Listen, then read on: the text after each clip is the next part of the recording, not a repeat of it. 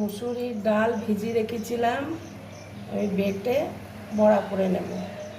তেঁতুল ভিজিয়ে রেখেছি, সামান্য ঘি দিচ্ছি বড়াগুলো দেওয়ার জন্য।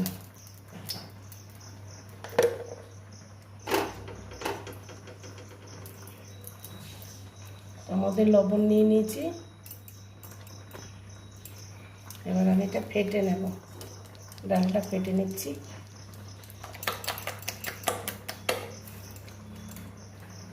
বড়াগুলো আমি করে নিচ্ছি।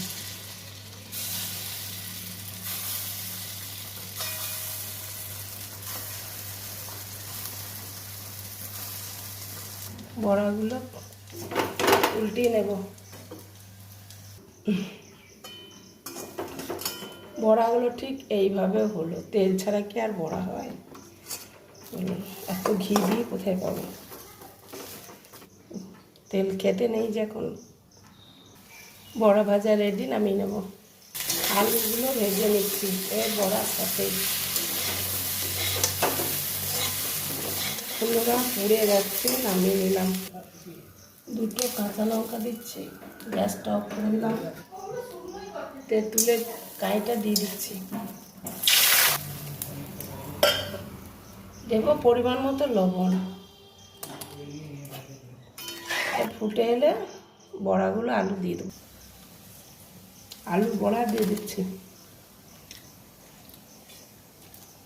টকটা দেখে নেব কতটা টক হয়েছে।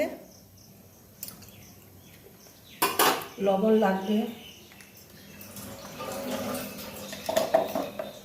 সামান্য চিনি দেব। 1 চামচ মতো চিনি দিচ্ছি।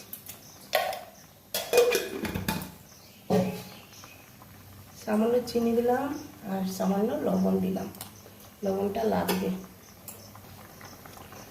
বন্ধুরা, আমার এই আলু আর মসুর ডালের বড়ার টক কেমন লাগলো লাইক শেয়ার সাবস্ক্রাইব করে বলবেন।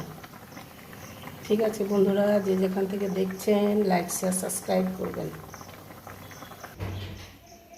রেডি।